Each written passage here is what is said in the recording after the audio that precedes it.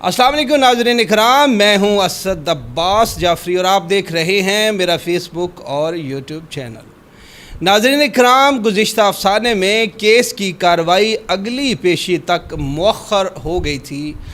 اب ہم آپ کو سعادت حسن گھنٹو کے لکھے ہوئے افسانے کی اگلی قسط سناتے ہیں۔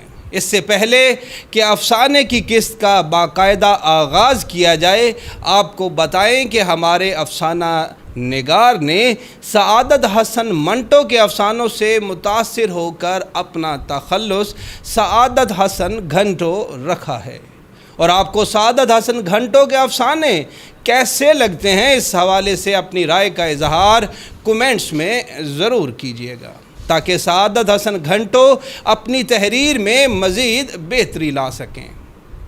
طوائف نے سوچا بھی نہیں تھا کہ بڑھاپے میں اس کو اس طرح کی تذلیل کا سامنا کرنا پڑ سکتا ہے۔ جوانی میں اس نے جو چاہا وہ کیا اور کافی حد تک اپنی خواہشات کو تکمیل دینے میں کامیاب بھی رہی۔ عدالت سے گھر واپسی جاتے ہوئے اس سے اپنے عہد شباب کے دن یاد آنے لگے، کیسے وہ سیالکوٹ میں اپنے اساتذہ کو اپنا گرویدہ بنا کر اچھے نمبرز لیا کرتی تھی، کیسے وہ اپنی صلاحیتوں سے اپنے ارد گرد موجود لوگوں کو اپنی رائے پر متفق کرنے میں کامیاب ہو جایا کرتی تھی۔ شاہد، عمران، جواد، اصغر، شہزاد، ارسلان اور نہ جانے کون کون سے اس طوائف کا عاشق بنا اور اسے ہر طرح سے پانے کی خواہش میں اپنا سب کچھ قربان کرنے کو تیار رہنے والے کئی معلوم اور کئی نامعلوم بھنوروں نے اس شمع کی تپش میں خود کو چپ چاپ جلتے اور پگھلتے دیکھا، لیکن یہ طوائف ہر عاشق کے ساتھ وہی سلوک کرتی جو طوائفیں اپنے عاشقوں کے ساتھ کیا کرتی ہیں۔ عدالت سے گھر واپسی جاتے ہوئے گاڑی میں اسے طرح طرح کے خیالات آنے لگے۔ اسے وہ دن بھی یاد آ گئے جب وہ پہلی دفعہ لاہور آئی تھی۔ دودھ دہی کی دکان کے اوپر ایک کمرہ تھا جہاں ان تین بہنوں نے پہلی دفعہ قیام کیا۔ یہ کمرہ بھی انہیں چھوٹی والی کے عاشق نے لے کر دیا تھا اور اسی کی موٹر سائیکل پر یہ اکثر کام ڈھونڈنے جاتی تھی۔ اسے جلد ہی احساس ہو گیا تھا کہ اپنے نسوانی حسن کو استعمال کیے بغیر یہ زندگی میں آگے نہیں بڑھ سکتی۔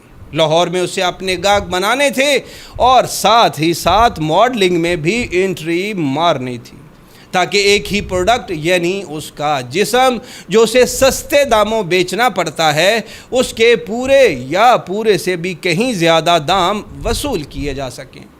یہ سب ماڈلنگ میں آئے بغیر ممکن ہرگز نہیں تھا۔ طوائف کو اپنا ماضی یاد آ رہا تھا، اتنے میں وہ گھر پہنچ گئی۔ ڈرائیور نے گاڑی گیراج میں کھڑی کی اور طوائف گاڑی سے اتر کر گھر کے ڈرائنگ روم سے ہوتی ہوئی اپنے کمرے میں چلی گئی۔ طوائف کے خاوند نے کسی خاندانی خاتون خانہ کی طرح طوائف کا استقبال کیا۔ طوائف کا خاوند طوائف کی تابعداری میں کوئی کسر اٹھا نہ رکھتا تھا، کیونکہ وہ بنیادی طور پر نکھٹو تھا اور اس کے پاس طوائف کی جی حضوری کرنے کے علاوہ کرنے کے لیے کوئی بھی کام نہیں تھا، لہذا وہ اپنا کام بڑی ایمانداری اور جانفشانی سے کرتا تھا۔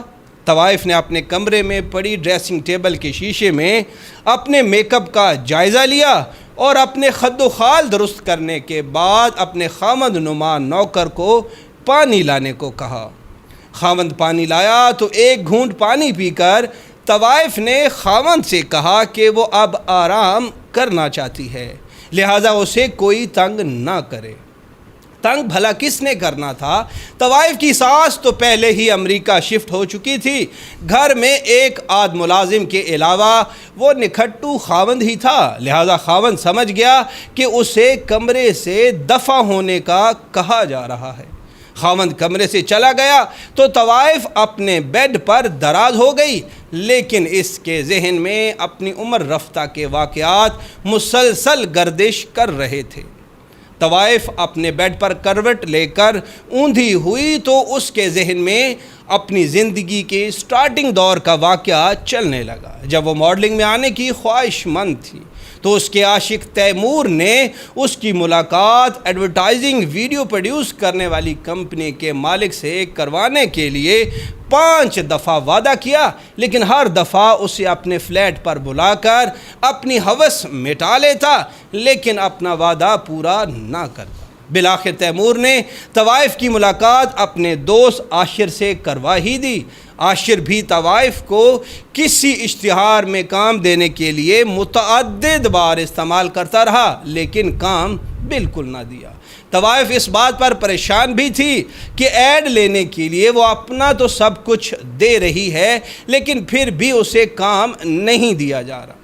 طوائف کو کبھی کبھار یہ محسوس بھی ہوا کہ اس کے دانتوں اور مسوڑوں میں مسائل کی وجہ سے اس کے منہ سے آنے والی بدبو اس کے گاہکوں کے لیے پریشانی کا باعث ہے، لیکن اس مسئلے کے حل کے لیے طوائف اپنے کپڑوں پر پرفیوم چھڑکاتے وقت کچھ پرفیوم اپنے منہ میں بھی چھڑک لیا کرتی تھی، لیکن اس کے لاشعور میں کہیں اس بات کا احساس تھا کہ ایک بار جو شخص میرے بدبودار منہ کے قریب آتا ہے تو دوسری بار وہ باقی جو بھی کرے میرے منہ سے دور ہی رہتا ہے۔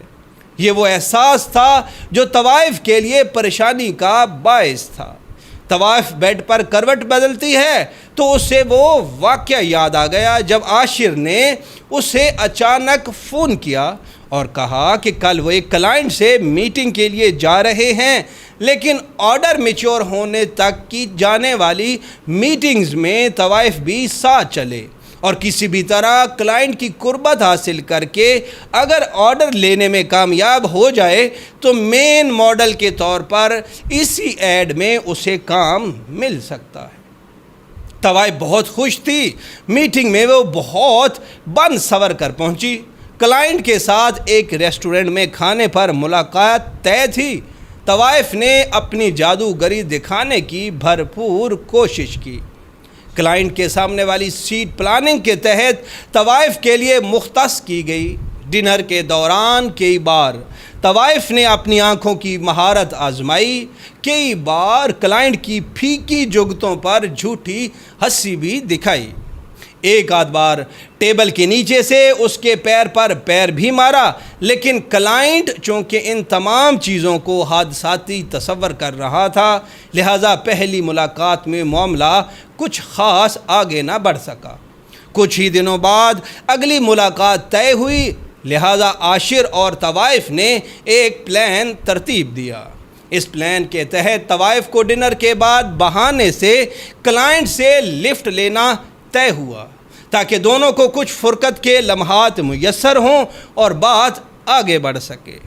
طوائف کو اپنا سارا کیریئر اس ایک کلائنٹ کی رضامندی سے جڑا نظر آنے لگا۔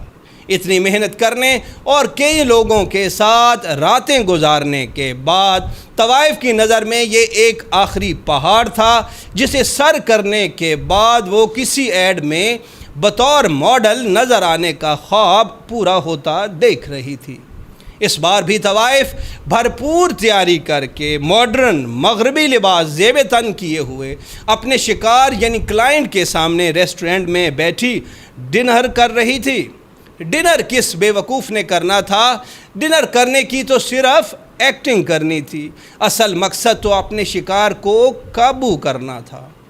پلان کے مطابق عاشر کو ایمرجنسی کال آئی تو عاشر نے اجازت طلب کی اور چلا گیا، بالکل اسی دلال کی طرح جو طوائف اور گاہک کی پرائیویسی کو ہر چیز سے مقدم رکھتے ہیں۔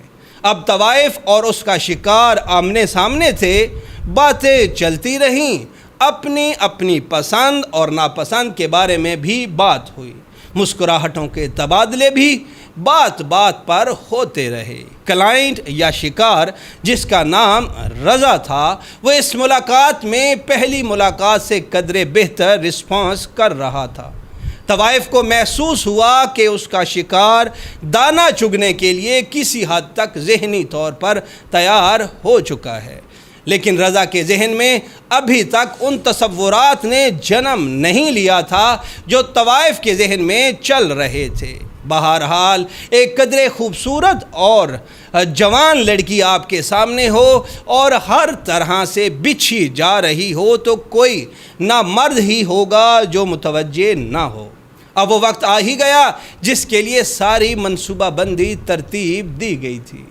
ڈنر کے بعد اب طوائف نے اپنے کلائنٹ یعنی شکار سے لفٹ مانگی۔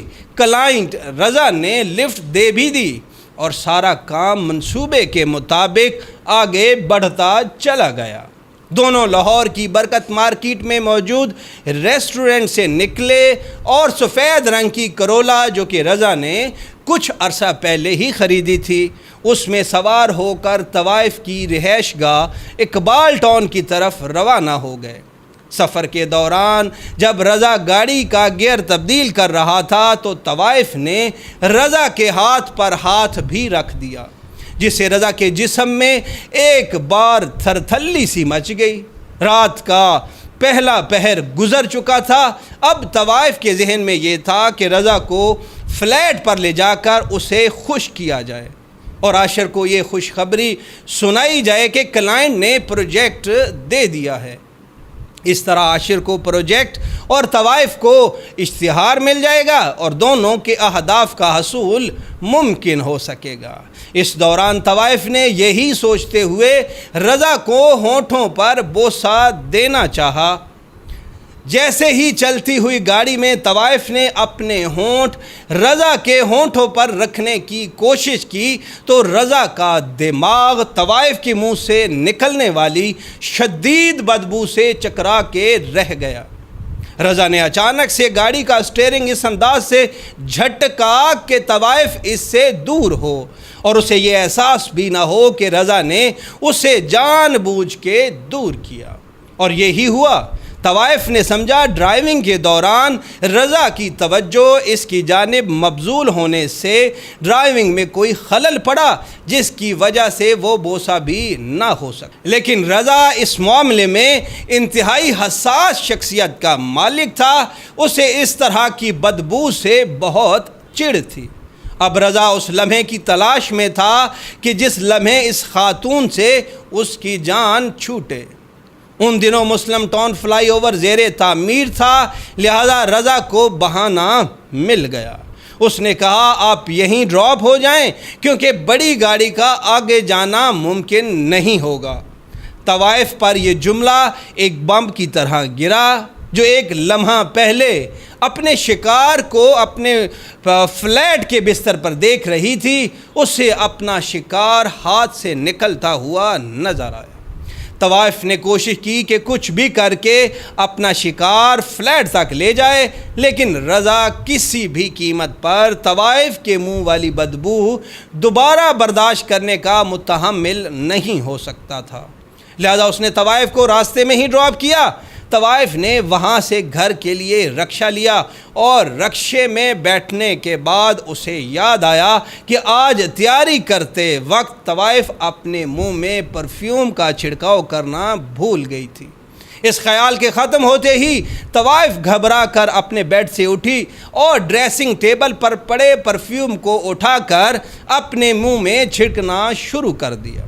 حالانکہ ابھی تو اسے کہیں بھی نہیں جانا تھا، بس رات کو ایک محفل سجانی تھی، لیکن رضا والا خیال طوائف کے لیے ایک ڈراؤنے خواب سے کم نہ تھا۔ امید ہے آپ کو سعادت حسن گھنٹوں کا لکھا ہوا یہ افسانہ ضرور پسند آئے گا۔ اپنی رائے سے ہمیں ضرور آگاہ کیجیے گا۔ اسی کے ساتھ اجازت دیجیے، اللہ حافظ۔